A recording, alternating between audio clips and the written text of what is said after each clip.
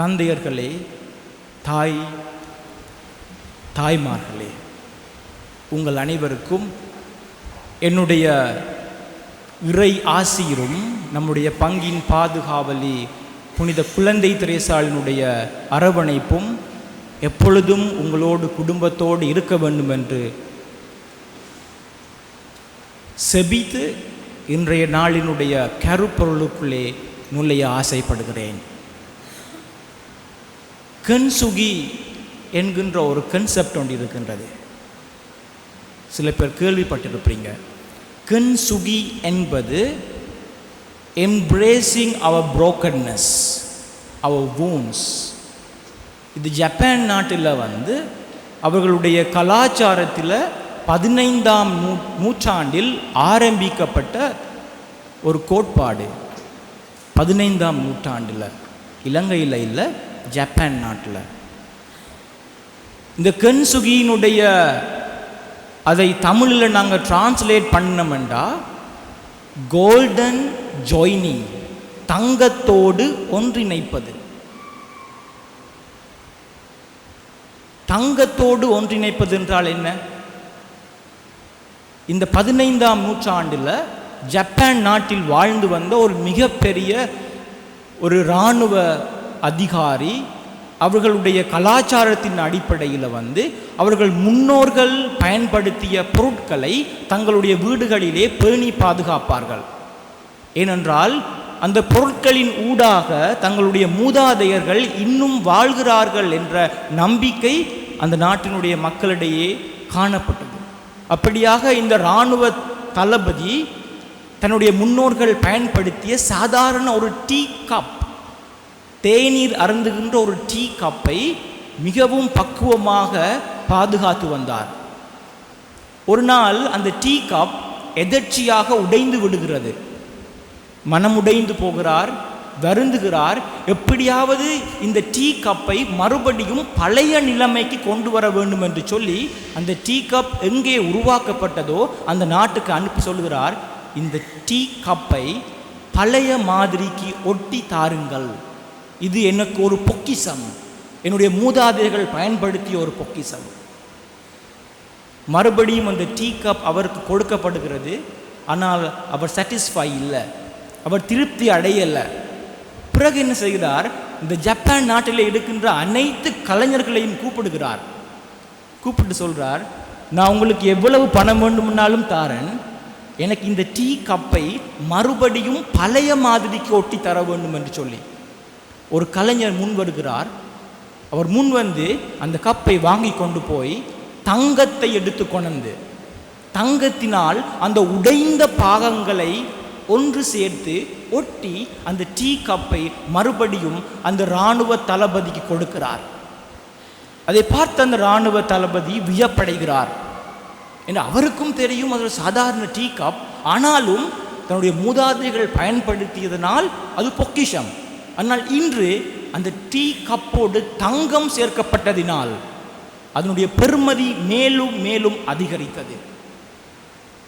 இன்றைக்கு நமது நாட்டின் தங்கத்தின் விலை என்னை விட உங்களுக்கு நன்றாகவே தெரியும். ஒரு கேரட் தங்கம் எவ்வளவு என்று சொல்லி. தங்கம் அந்த உடைந்த பாகங்களோடு ஒன்றிணைக்கின்ற பொழுது அதனுடைய பெறுமதி முதல் இருந்ததை விட இன்னும் அதிகமாக காணப்பட்டது. அன்பான இறை மக்களே, நான் தங்கத்தை பற்றியோ பணத்தை பற்றியோ உங்களோடு இன்று நான் பகிர்ந்து கொள்ள வரவில்லை. குடும்பத்தை பற்றி. நம்முடைய பல கிறிஸ்தவ குடும்பங்கள் இன்று உடைந்து போயிருக்கின்றன. பல குடும்பங்களிடையே அன்பை இழந்து விடுகிறார்கள். பல குடும்பங்கள் இன்று குடும்பத்தினுடைய அர்த்தத்தை மறந்து விட்டார்கள். குடும்பத்தில் இன்று குடும்பம் விலை பேசப்படுகிறது. குடும்பம் ஒரு வேடிக்கை பொருளாக காட்சி அளிக்கிறது. இது கற்பனை அல்ல, உண்மை. ஜப்பானில் அல்ல, இலங்கையில், நமது பங்கில் கூட இருக்கலாம், நமது ஊரில் கூட இருக்கலாம். குடும்பங்கள் இன்று விலை பேசப்படுகின்றன. குடும்பங்கள் அவருடைய அர்த்தத்தை மறந்து விடுகிறார்கள். பிரியமான உறவுகளே, குடும்பம் ஒரு வேடிக்கை பொருள் அல்ல. குடும்பம் ஒரு விளையாட்டு மேடை அல்ல. நமக்கு பிடித்த மாதிரி நாங்கள் வாழ்வதற்கு குடும்பம் ஒரு பிளே கிரவுண்ட் இல்லை. நான் தான் இங்கு பாஸ், நான் தான் இங்கு அரசன், நான் வைப்பதுதான் இங்கு சட்டம், எனக்கு பிடித்த மாதிரி தான் நீ வாழ வேண்டும், ஆகவே நான் சொல்வதை தான் நீ கேட்க வேண்டும் என்று சொல்லி எந்த குடும்பத்திலே கணவன் மனைவி அகந்தையோடும் ஆணவத்தோடும் இருமாப்போடும் சுயநலத்தோடும் வாழ்கிறார்களோ அந்த குடும்பத்திலே அந்த குடும்பத்தினுடைய மகத்துவத்தை இழந்து கொண்டிருக்கிறார்கள். அவர்கள் கொடுத்த வாக்கு தத்தத்தை அவர்கள் மறந்து விட்டார்கள். என்ன வாக்கு தத்தம்? அன்பான தாய்மார்களே, தந்தைமார்களே, நீங்கள் அன்னையாம் திருச்சபைக்கு முன்பாக, மக்களுக்கு முன்பாக, கடவுளுக்கு முன்பாக உங்களுடைய திருமண நாளன்று கொடுத்த வாக்கு தத்தம் ஞாபகம் இருக்கிறதா?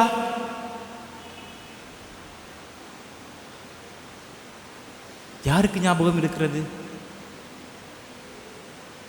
ஒரு அம்மாவுக்கு ஞாபகம் இருக்கு. அது எனக்கு போதும். இன்பத்திலும் துன்பத்திலும் உடல் நலத்திலும் நோயிலும் கணவருடைய பெயர், மனைவியுடைய பெயர், நான் உமக்கு பிரமாணிக்கமாக இருந்து, நல்ல ஒரு வார்த்தை, நான் உமக்கு பிரமாணிக்கமாக இருந்து என் வாழ்நாள் எல்லாம், எனக்கு ரொம்ப பிடித்த வார்த்தை, என் வாழ்நாள் எல்லாம், லைஃப் லாங், என் வாழ்நாள் எல்லாம் என்றால் வாழ்நாள் எல்லாம் தான். அது 1 வருடம் அல்ல, 2 வருடம் அல்ல, 5 வருடம் அல்ல, 10 வருடம் அல்ல. திருமண பந்தம் என்பது ஒரு வேடிக்கை பொருள் அல்ல. திருமணம் என்பது ஒரு உடன்பாடு மட்டுமல்ல, ஒரு காலத்துக்குள் உள்ளடங்கப்பட்டது அல்ல.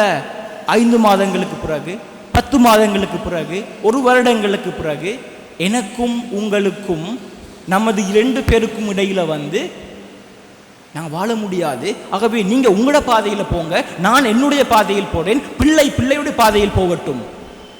அது அல்ல குடும்பம், அது அல்ல திருமண ஒப்பந்தம். என் வாழ்நாள் எல்லாம் நான் உம்மை நேசிக்கவும் மதிக்கவும் வாக்களிக்கிறேன்.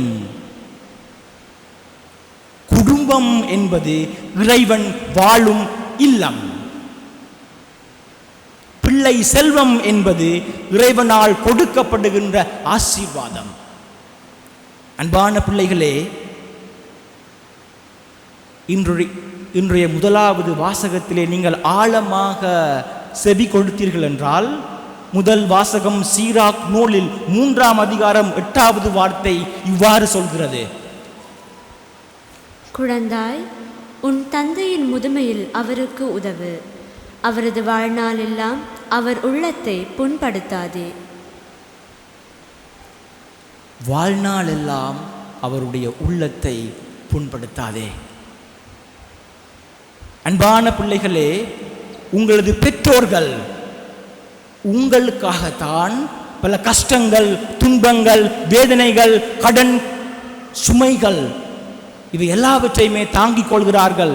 ஏனென்றால் தாங்கள் கஷ்டப்பட்டாலும் என்னுடைய மகன், என்னுடைய மகள் தன்னுடைய வாழ்க்கையிலே நன்றாக வாழ வேண்டும். இதுதான் தியாகம், இதுதான் குடும்பத்தில் வேண்டும்.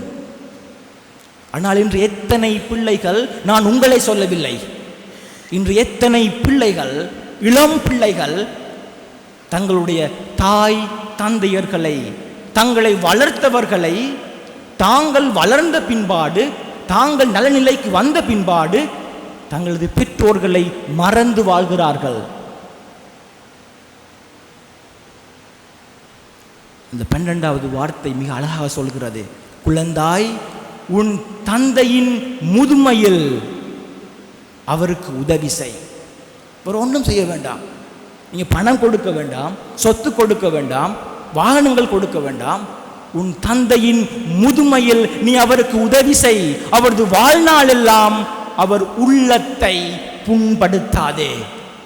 அவர் வாழ்நாள் எல்லாம் உன்னுடைய பெற்றோர்களுடைய உள்ளத்தை புண்படுத்தாதே. நான் சொல்லவில்லை, அந்த மகள் சொல்லவில்லை, ஆண்டவருடைய வார்த்தை சொல்கிறது. பிரியமானவர்களே, வார்த்தை உயிர் உள்ளது. அது வெறுமனே இங்கினால் எழுதப்பட்ட எழுத்துக்கள் அல்ல. யோவான் நற்செய்தி 1 அதிகாரம் 1 வாக்கியம் சொல்கின்றது, வாக்கு மனு உருவானார், நம்மிடையே குடிகொண்டார். அந்த வார்த்தைக்கு உயிர் உள்ளது. தூய ஆவியானவர் அந்த வார்த்தைக்கு உயிர் கொடுக்கிறார். நீங்கள் கேட்கின்ற வார்த்தை உயிர் உள்ள வார்த்தை. அந்த வார்த்தையை நீங்கள் வாழ்வாக்குகின்ற பொழுது அந்த வார்த்தை உங்களுக்கு உயிர் கொடுக்கிறது. நீங்கள் உங்களுடைய திருமண நாளன்று கொடுத்த வாக்கு தத்தத்திற்கு உயிர் உண்டு. நீங்கள் கொடுத்த வாக்கு தத்தம் வெறுமனே வார்த்தைகள் அல்ல, வெறுமனே பேப்பர்ல வாசிக்கிற வார்த்தைகள் அல்ல, அதுக்கு உயிர் உண்டு. உங்களுடைய வாழ்நாள் எல்லாம் உங்களுடைய கணவரை, உங்களுடைய மனைவியை நீங்கள் மதிக்கவும் நேசிக்கவும் நீங்கள் வாக்களிக்கிறீர்கள். கடவுளை ஏமாத்தாதீர்கள், கடவுளை பேய்காட்ட வேண்டாம். இன்று நாங்கள் விழா எடுக்கின்ற எமது பங்கினுடைய பாதுகாவலி புனித குழந்தை திரேசாளினுடைய குடும்பத்தை ஒரு நிமிடம் எடுத்து பார்த்துவிட்டு என்னுடைய மறைவுரையை நான் முடித்துக் கொள்கிறேன்.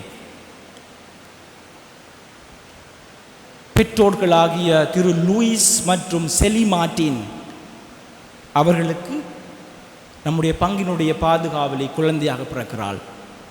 இந்த பெற்றோர்கள் தங்களுடைய குழந்தைகளை தெய்வ நம்பிக்கையுடன் வளர்க்கிறார்கள்.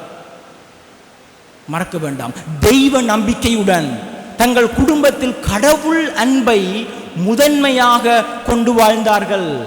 கடவுளுடைய அன்பு, வேறு எந்த அன்பும் அல்ல, கடவுளுடைய அன்பை முதன்மையாக கொண்டு வாழ்ந்தார்கள். மார்ட்டினுடைய குடும்பத்திலே கடவுள் மீது ஆழமான நம்பிக்கையை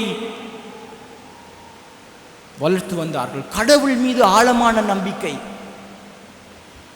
அவர்கள் தங்கள் குழந்தைகளுக்கு தூய வாழ்வை எடுத்து காட்டினார்கள். தூய வாழ்வை எடுத்து காட்டினார்கள். சொல்லி காட்டவில்லை, எடுத்து காட்டினார்கள், வாழ்ந்து காட்டினார்கள். பிள்ளைகள் நீங்கள் வாழ்வதை பார்க்கிறார்கள். அன்பான பெற்றோர்களே, அன்பான கணவன்மார்களே, மனைவிமார்களே, உங்களுடைய பிள்ளைகள் உங்களை பார்த்துதான் சமுதாயத்திலே வளர்கிறார்கள். நீங்கள் எவ்வாறு குடும்பத்திலே முதல் வாழ்கிறீர்கள், உங்கள் கணவருக்கும் மனைவிக்கும் இடையிலே எவ்வாறான தொடர்பு இருக்கின்றது, எவ்வாறு அன்பை நீங்கள் பகிர்ந்து கொள்கிறீர்கள் என்பதை உங்களுடைய பிள்ளைகள் கண்ணால் பார்க்கிறார்கள். உங்களை பார்த்துதான் உங்களுடைய பிள்ளைகள் சமுதாயத்திலே ஒரு நபராக வளர்கிறார்கள்.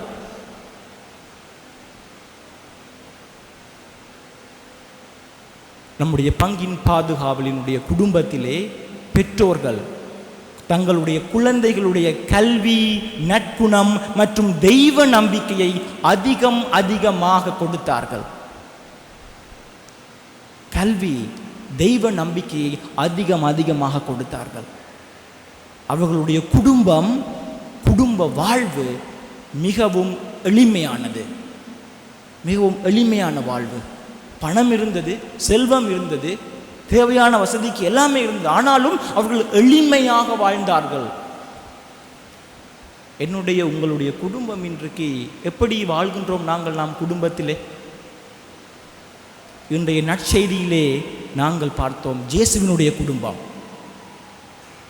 என்ன நடந்தது? நற்செய்தியிலே இயேசுவினுடைய குடும்பத்திலே என்ன நடைபெற்றது? அன்னை மரியாள், தந்தை சூசையப்பர், குழந்தை இயேசு இவர்கள் மூவரும் பாஸ்கா விழாவை கொண்டாட எருசலேமுக்கு சென்றார்கள். அங்கே இயேசுவை காணவில்லை. எந்த ஒரு தாயும் தன்னுடைய மகளை காணவில்லை என்றால் பதறி போய் விடுவாள், துடித்து போய் விடுவாள், நிலை குலைந்து போய் விடுவாள். இன்றைக்கு நமது நாட்டிலே பல தாய்மார்கள் தங்களுடைய பிள்ளைகளை 2009 யுத்தத்திலே துளைத்துவிட்டு இன்னும் தேடிக்கொண்டிருக்கிறார்கள்.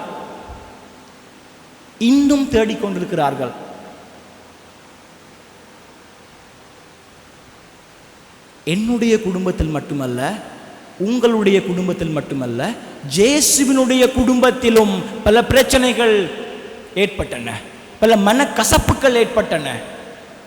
பல சஞ்சலங்கள் ஏற்பட்டன.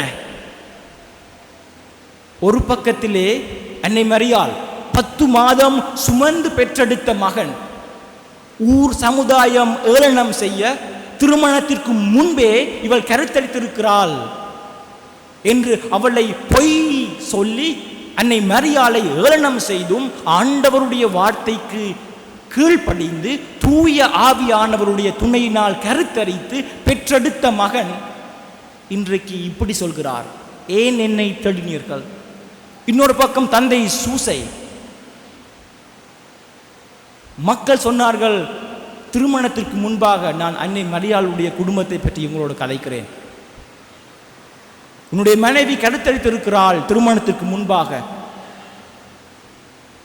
சூசையப்பர் ஆண்டவருடைய வார்த்தைக்கு கட்டுப்பட்டு ஆண்டவருடைய வார்த்தையை ஏற்றுக்கொண்டு அன்னை மரியாளை ஏற்றுக்கொள்கிறாள். ஏனென்றால் இது தூயாவியானவரால் நடம் உருவாக்கப்பட்ட குழந்தை. தூய ஆவியானவருடைய வல்லமையினால் அந்த குடும்பம் ஆசீர்வதிக்கப்பட்ட குடும்பம்.